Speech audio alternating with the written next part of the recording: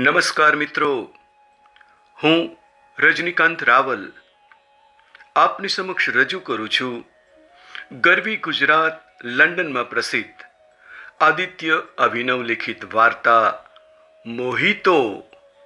સૌજન્ય હર્ષવર્ધન ત્રિવેદી, જ્યોતિ Gupta.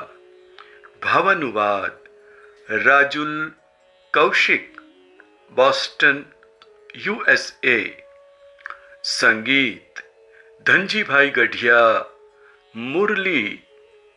Video સંકલન Kaushik Shah.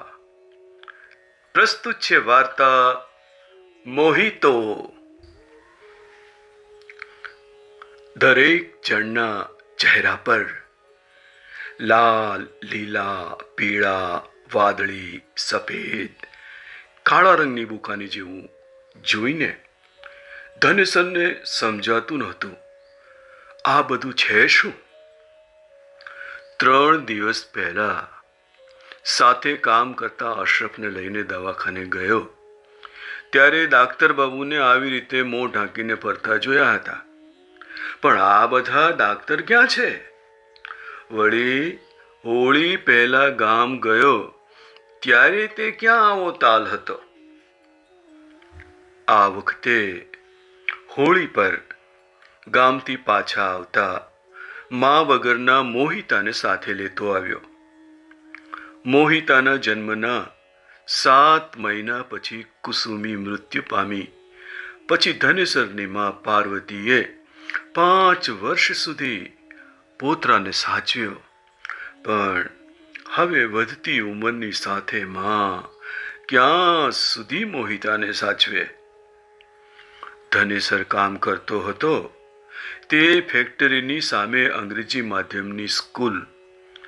Fee વધારે હતી, પણ મોહિતો ભણશે તો સારું કામ મળશે ને જીવનભર સુખી રહેશે એમ વિચારીને પોતાના ખર્ચામાં કાપ મૂકીને પણ મોહિતાને એ સ્કૂલમાં દાખલ કરવાનો નિર્ણય લઈને મોહિતાને લેવા ગામ ગયો. પણ આ શું? પાછો આવ્યો ત્યારે કોરોના નામની નવી બીમારીને લીધે ફેક્ટરી, સ્કૂલ સઘળું બંધ. મોહિતાને લેવા ગયો તે પહેલા ધનેસર ભાડાના ઘરમાં 4-5 જણ સાથે રહેતો હતો. મોહિતાના ભણતર માટે અલગ ઘર હોય તો ઠીક એમ વિચારીને એક રૂમનું ઘર ભાડે લઈને દીકરા માટે ફોલ્ડિંગ પલંગ અને અન્ય જરૂરી સામાન વસાવી લીધો. પણ ઈશ્વરની મરજી કંઈક જુદી હતી. ફેક્ટરી અને કામ શરૂ થશે એ આશામાં ગાડું ગબડાવે એણે રાખ્યું. ગામથી આવ્યો ત્યારે હાથમાં 1000 રૂપિયા હતા. તે ક્યાં સુધી ચાલે? કરિયાણાના 700 રૂપિયા ઉધાર બોલતા હતા. એને 500 આપ્યા પછી માંડ 7 દિવસ ચાલે એટલું રાશન હતું. સરકારે ઘરની બહાર નીકળવાની બંધી ફરમાવી. ઘરની બહાર કોઈ કામ નહીં ને ઘરની અંદર ખાવા ધાન નહીં. કોરોના કે ભૂખ બંને બાજુ મૃત્યુનો ભય હતો. અહીં કોઈ પૂછવા વાળું છે નહીં. મરવાનું જ છે તો પોતાની ધરતી પર મરીશું, ત્યાં કાંધ દીનાર કોક તો મળી જશે એમ વિચારીને પરમેશ્વર, રામશરણ, અશરફ, ફૂલચંદ, ચંદેસર ગામ ભેગા થવાની વાત કરવા માંડ્યા. પણ જવું કેવી રીતે? ટ્રેન, બસ બધું જ બંધ છે. આજ સુધી ધનેસર એકલો હતો. હવે મોહિતાની જવાબદારી વધી. બાકી હતું તેમાં કાલથી એને તાવ ચડવા માંડ્યો હતો. રામશરણના ફોન પરથી મા સાથે વાત કરી. तू कैसे भी करके यहाँ चला आ। मोहिता का चेहरा बिसरत नहीं।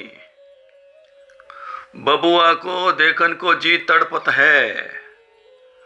मोहिता को ले आओ और कुछ नहीं सोच, बस मोहिता को ले आओ। ठीक है माई, जितनी जल्दी हो सके निकलूंगा। मोहिता भी तुझे बड़ा याद करत रहा। ગાજીપુર બલિયાની આસપાસના મજૂરોએ પોટલા બાંધીને એક સાથે કૂચ આદરી. રસ્તામાં 15-20 કિલોમીટરે યુપી બિહારના મજૂરો જોડાતા ગયા. સૌને જેમ બને એટલી ઝડપે ઘર ભેગા થવું હતું. માંડ એકાદો ટેમ્પો કે પિકઅપના નાના મોટા વાહન દેખાય કે એમાં બેસવા મળશે એવી આશામાં નિરર્થક દોટ મૂકતા. માનવતાનું આવું વિરૂપ સ્વરૂપ આજ સુધી કોઈએ જોયું નહોતું. બાપના ખભે દીકરી, માની છાતીએ વળગેલું નાનું બાળક, માથે બેગ મૂકી ચાલતા છોકરા છોકરીઓ. ભારે ભયાનક માહોલ હતો. મોહિતાનું શરીર ગરમ તવાની જેમ તપતું હતું. દાદીના નામની લવારી વધવા માંડી હતી. જેને નાનપણમાં ખભે બેસાડીને રમાડ્યો હતો એ મોહિતાને લઈને કેમ કરીને ઝડપથી મા પાસે પહોંચાય એનો ઉચાટ ધનેસરના મન પર વધવા માંડ્યો. કેટલાક દયાળુઓએ આ લાચાર મજૂરો માટે તંબુ તાણીને સદાવ્રત ખોલ્યા હતા. ગામના લોકો પોતાના ઘેરથી શક્તિ મુજબ ખાવાનું લાવવા ઉપરાંત શક્ય હોય એટલી દવાની વ્યવસ્થા કરવા મથતા. રાજા બલી, દાનવીર કર્ણ, ભગવાન મહાવીર, બુદ્ધ અને નાનકનો દેશ હતો આ. ક્યાંક હજુ પણ કોઈકના મનમાં દયા અને સહાનુભૂતિ ટકી હતી. અરે, આ છોકરાનું શરીર તાવથી ધકે છે, કઈ દવા આપી ખરી? મોહિતાને તાવમાં તરફડતો જોઈને એક ભલા માણસે ધનેસરને પૂછ્યું. ધનેસર પાસે હતું શું કે દવા લાવે? જેટલા પૈસા હતા એ રાશનમાં વપરાઈ ગયા. થોડાક પાર્લેજી બિસ્કિટ હતા, એ પણ પૂરા થવામાં હતા. કોરોનાના લીધે સંજોગો એટલા ખરાબ છે કે દવાખાને લઈ જઈશ તો તારા દીકરાને ક્વોરન્ટાઇન સેન્ટરમાં મોકલી દેશે. જો હાલ તો મારી પાસે છે એ દવા આપું છું. મોહિતાને જોઈને એ સજ્જને પારખી લીધું કે એ માંડ થોડીક ક્ષણોનો મહેમાન છે. આપેલી દવા પણ કારગત નીવડે એમ નથી. ધનેસરની બાજુમાં બેઠેલા અશરફને આ વાતથી વાકેફ કરીને સલાહ આપી કે રસ્તામાં પણ આ છોકરાની અંતિમ અવસ્થાની કોઈને ખબર સુદ્ધા ન પડવી જોઈએ, નહીતર બાળકની ચીરફાડ તો નક્કી જ છે. સાથે ધનેસરને ઓછામાં ઓછા 14 દિવસ માટે ક્વોરન્ટાઇન કરી દેશે. અશરફ માંડ આ વાત ધનેસરને સમજાવી શક્યો. મોહિતાના નામનું રટણ કરતી મા યાદ આવી ને મા પાસે પહોંચવાના જનૂનથી પગમાં, ધનેસરના પગમાં જોમ આવ્યું. બેટવા, બસ 2 दिन में तू दादी के पास होगा, फिर तो दादी के हाथ बना हलवा खाने को मिलेगा.